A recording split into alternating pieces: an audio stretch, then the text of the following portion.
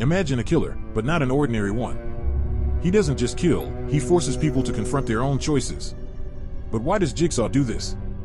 What drives him into such darkness? Jigsaw, or John Kramer, was a man who saw life differently after being diagnosed with a terminal illness. Before his death, he believed people needed to appreciate life more. But his methods? That's where things get twisted. He was convinced that only in extreme situations could people truly understand their own value. That's why he created his games. But these aren't ordinary games. Surviving them means pushing the limits of both physical and psychological endurance. So, is Jigsaw a villain? Or is he someone enforcing his own sense of justice?